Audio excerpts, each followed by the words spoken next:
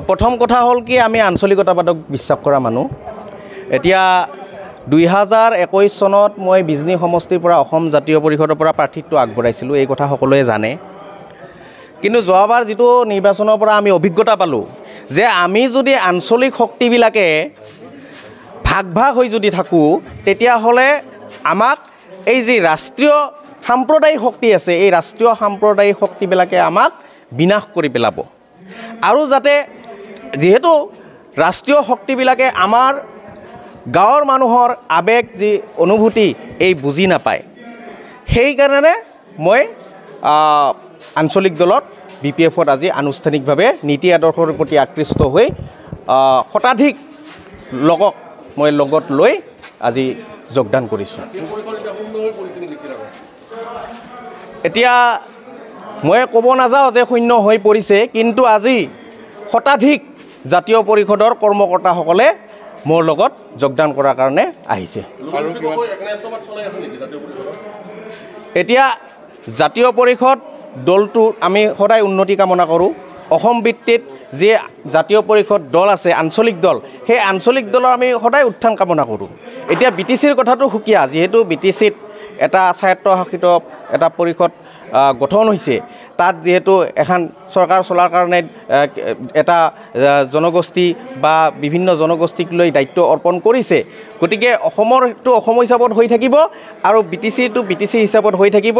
আজি মই যি যোগদান কৰিছোঁ সেইটোও আঞ্চলিক দল আৰু জাতীয় পৰিষদৰ যিহেতু আঞ্চলিক দলেই আছিল, জাতীয় পৰিষদৰ বা লুৰিণজ্যোতি গগৈৰ আমি উত্তৰান্তৰ কামনা কৰোঁ।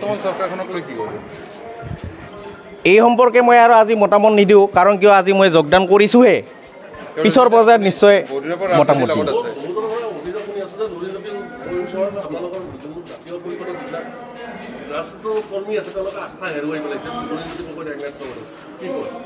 নাই, একনায়কত্ববাদ লুৰিণজ্যোতি গগৈৰ এইটো মই কেতিয়াও গ্ৰহণ নকৰোঁ, কাৰণ লুৰিণজ্যোতি গগৈৰ নেতৃত্বত অসমীয়া জাতিয়ে এটা ঠন ধৰি উঠাৰ কাৰণে এটা চিন্তা পাইছে। কিন্তু অসমৰ কথাটো বেলেগ আৰু BTCৰ কথাটো বেলেগ। আমি যিহেতু BTCৰ বাসিন্দা, একমাত্ৰ হাগ্ৰামা মহিলাৰীৰ দল আঞ্চলিক দল আছে BTCৰ ক্ষেত্ৰত, যে যিয়ে প্ৰতিটো জাতি জনগোষ্ঠীৰ সমবিকাশ আৰু সম উন্নয়ন কৰিব। আজি মই আহোঁতে মা আৰু দেউতাৰ সুধি আহিছোঁ যে মই আজি জাতীয় BPF দলত যোগদান কৰাৰ কাৰণে গৈ আছোঁ, কি কয়। মোৰ দেউতাই কৈছে যে বাবা তই যি সিদ্ধান্ত লৈছা একদম সঠিক সিদ্ধান্ত লৈছা, কাৰণ BPF-হে একমাত্ৰ দল আঞ্চলিক দল BTCৰ যিয়ে আমাৰ প্ৰতিটো জাতি জনগোষ্ঠীৰ সমবিকাশ আৰু সম উন্নয়ন কৰি আহিছে।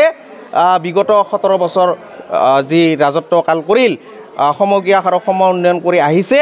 গতিকে তই যি সিদ্ধান্ত লৈছা ভাল সিদ্ধান্ত লৈছা। গতিকে য'ত মা দেউতাৰ আশীৰ্বাদ আছে তাতে ৰাইজৰ আশীৰ্বাদ আছে, আৰু য'ত ৰাইজৰ আশীৰ্বাদ আছে তাতে ভগৱানৰ আশীৰ্বাদ আছে, আৰু য'ত ভগৱানৰ আশীৰ্বাদ আছে তাতে হাগ্ৰামা মহিলাৰীক আহি থকা দিনত কোনো শক্তিয়ে এই ৰোধ কৰিব নোৱাৰে BTCত চৰকাৰ গঠন কৰাৰ ক্ষেত্ৰত। সেইকাৰণে আপোনাক কৈছোঁ যে আপুনি ৰাজনৈতিক অধীনৰ পৰা আছে। আজি BPF দলৰ কোচ ৰাজবংশী চেলৰ উদ্যোগত চিৰাং জিলাত জইনিং প্ৰগ্ৰাম হৈছে। টোটেল 912 UPPL আৰু BJPৰ কৰ্মীসকলে আমাৰ দলত সোমাইছে। ইয়াত মেক্সিমাম কোচ ৰাজবংশী সকল আছে। তাৰমানে আগৰ দিনত প্ৰমোদ বড়োৰ কথা যিটো পৰিৱৰ্তনৰ কথা সেইটো বিশ্বাস কৰি পেলাই কোচ ৰাজবংশীসকলে কিছুমানে BJP আৰু কিছুমানে UPPLত ভোট দিছিল। কিন্তু আজি দেখা পালোঁ যে প্ৰমোদ বড়ো একো কৰিব পৰা নাই, যেনেকুৱা প্ৰতিশ্ৰুতি দিছিল এনেকুৱা কাম কৰা নাই। এই কাৰণে এই বিশ্বাসঘাতক প্ৰমোদ বড়োৰ যিটো দল এইটো এৰি পেলাই আমাৰ দলত গুচি আহিছে। বহুত কোচ ৰাজবংশী লিডাৰ আৰু কৰ্মীসকলে আমাৰ দলত সোমাইছে। এইবাৰ মানে অকল কোচ ৰাজবংশী নহয়, সকলো জাতি জনগোষ্ঠীৰ ভোটাৰসকলে এইবাৰ মানে BPF-ক ছাপোৰ্ট কৰিবৰ কাৰণে আগুৱাই আহিছে। সেইদিনাও গোৰ্খাসকলৰ এনেকুৱা জইনিং প্ৰগ্ৰাম হৈছিল, আজি কোচ ৰাজবংশীসকলৰ হৈছে। কথা সেইটোৱে, বেলেগ আৰু কিবা নাই। যাত জইনিং প্ৰগ্ৰাম খুব ভাল। আজি অসম জাতীয় পৰিষদৰ এজন নেতা ৰূপম দাস চিৰাং জিলাৰ বিজনীৰ হয়।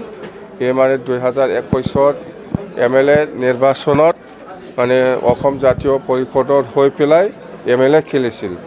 এতিয়া সিও ভাবি আছে যে BTCত অসম জাতীয় পৰিষদৰ পৰা ইমান লাভালাভ নহ'ব BPF দলৰ লগত একেলগে কাম কৰিলে নিশ্চয় অঞ্চলৰ উন্নয়ন জাতিৰ যিটো সমস্যা এইবিলাক সমাধান কৰিব পাৰিব বুলি বিশ্বাস কৰি ৰূপম দাস ডাঙৰীয়াই আমাৰ দলত সোমাইছে ছেকেণ্ড উইক মাৰ্চত আমি ঘোষণা কৰিম আমাৰ দলৰ সিদ্ধান্ত এতিয়াও সলনি হোৱা নাই BPFে অকলে খেলিব কাৰো লগত মিত্ৰতা নকৰিব না NDA না ইণ্ডিয়া কংগ্ৰেছৰ লগতো নাই BJPৰ লগতো নাই কাৰো লগত নাই দিনে নিশাই BPFত জইনিং প্ৰগ্ৰাম চলিছে জইনিং প্ৰগ্ৰামো কৰি আছোঁ পাই আছোঁ UPPL BJPৰ ফালৰ পৰা কোনো হাই ভল্টেজ নেতা জইন কৰাৰ কিবা সম্ভাৱনা আছে নেকি মই এনেকুৱা যদি কৰে চবেই UPPL ছাপৰ্টাৰেই হ'ব এইটো আমাৰ BPF ছাপৰ্টাৰৰ পৰা কোনো এজন আপোনালোকৰ দলত যোগদান কৰাৰ কিবা চৰ্চা চলিছে নাই এনেকুৱা যোগদানটো হৈয়ে আছে আপোনালোকে দেখি আছে অকল ইয়াত নহয় প্ৰত্যেকটা প্ৰাইমাৰী ব্লক কমিটিবিলাকে জইনিং চলি আছে এনেকুৱা কোনোবা UPPLৰ লিডাৰ বাকী নাই বহুত লিডাৰ ভাইচ প্ৰেছিডেণ্ট ছেক্ৰেটাৰী এনেকুৱা মেলা লিডাৰ সোমাইছে আমাৰ তাত কংগ্ৰেছৰ প্ৰেছিডেণ্ট ভাইচ প্ৰেছিডেণ্ট ছেক্ৰেটাৰী এনেকুৱা বহুত সোমাইছে BJPৰো ডিষ্ট্ৰিক্ট লেভেলৰ কোনোবা প্ৰেছিডেণ্ট ছেক্ৰেটাৰী বা আঞ্চলিক লেভেলৰ ছেক্ৰেটাৰী প্ৰেছিডেণ্ট এনেকুৱা বহুত সোমাইছে BJPৰো মুঠতে আমি যিটো দেখিবলৈ পাইছে BPF দলত BJPয়ে বেছি পাৰে না UPPলে বেছি পাৰে ইয়াৰ কাৰণেহে কম্পিটিশ্যন হৈ আছে আমাৰ দলত সোমাবৰ কাৰণে